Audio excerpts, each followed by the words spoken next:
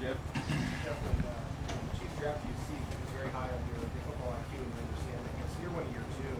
How has that been going? Do you feel like you're better understanding this year? Could you repeat the last sentence for me? Year 1 and year 2, how would you say it's different in terms of understanding what season's trying to accomplish? Yeah. I take a lot of pride in my football IQ and being able to, come into a system and learn the defense and learn the fundamentals and learn the basics. But, going in from, just like you mentioned, going from year 1 to year 2, like that's a lot from just a developmental standpoint. Like they're depending on you to, go into that full off season and really sit down by yourself and really take into the depths of the playbook and learn that by yourself, and to be able to come back and know what you're doing confidently, and to be able to communicate out there. If you're communicating out there and you're loud and talking and being demonstrative with your communication, that means that you have a lot of confidence in yourself and the calls that you're making on the field. So I think that was a huge jump for me, was just to have that full off season under my belt, being able to take a deep dive into the playbook like I did, and it showed when I first came back, and I'm willing to still there's still some things that I'm trying to get to to that elite football IQ level, and with understanding just like offenses and defense. Is that like you describe their process as like an exit interview with Spags, where he directed you into he gave you coaching tools for the offseason? Yeah, nothing specific in general. I mean, I think it's just like a thing around the league, like especially with our team. Like Spags runs a a very complex defense, so that's kind of a testimony to yourself, and it's just a good look when you come back and you know what you're doing, and you're actually being a professional and having that full offseason under your belt.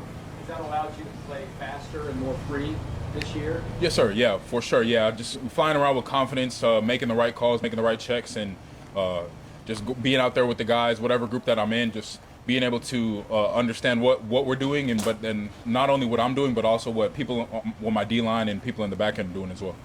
What was your focus in training this offseason coming into this year?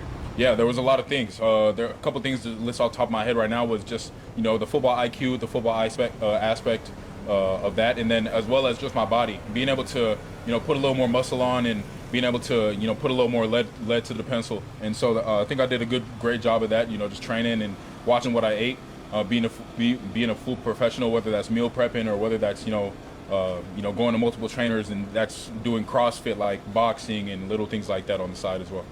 Hey, Jeffrey, what did you like most about your performance Saturday, and what did you feel like, man, I wish I could do that maybe better for the next game? Yeah, first I'm gonna start off with the things that I thought I could have did better. I thought I could have just played more downhill, more freely. There was a couple of times where I was a little hesitant, and I didn't really like that.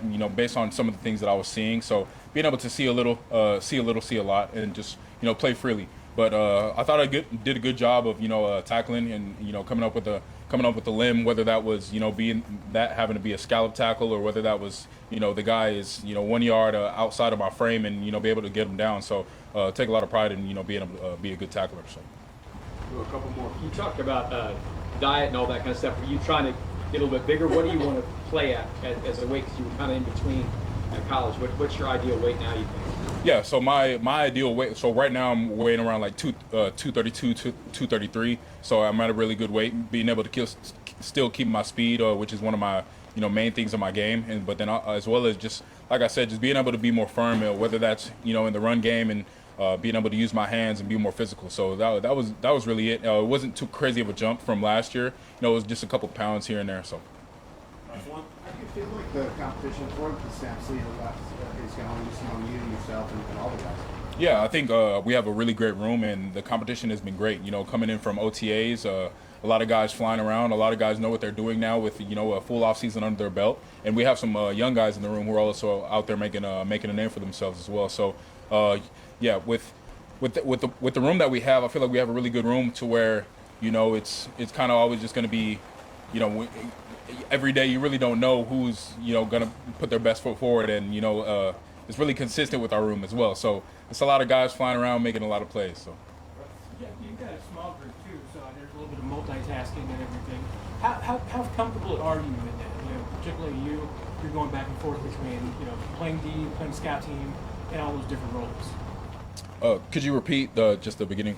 Yeah, how do you handle that multitasking, juggling all those different roles? Yeah, I think just still being a young guy, especially under my role, sometimes you're going to be asked to go out there and give a good look for the offense, but then sometimes you're going to be asked there to, see what you can do with the ones and see what you can do with the twos, or vice versa. So you kind of just got to be, you really just got to be a pro and attack everything with everything that you got. Even if you're out there on the scout, if you're out there on the scout team, you still got to be able to work on your footwork and work on your fundamentals, and have good hat placement, and good hand placement, whether you're striking blockers or whether you're running to the ball, right? All those things are being looked at, right? And the film never lies, and you always want to be in the final frame of the ball. So yeah, you really just got to attack it with that right mindset. But if you attack it with the wrong mindset, then you can kind of dig yourself into a deep hole where you really can't come out of it. So you just looking to get better from all aspects of the game, whether that's being with the first group, or whether that's giving the offense a good look, and